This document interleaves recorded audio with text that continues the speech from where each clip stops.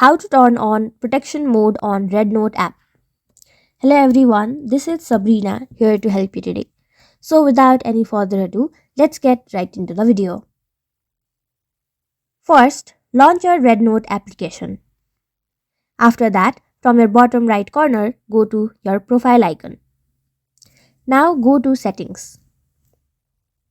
After that, go to privacy settings. Here, in this interaction section, you will see the very first option, that is protection mode. Simply toggle this button on and then protection mode will be enabled in your REDnote app.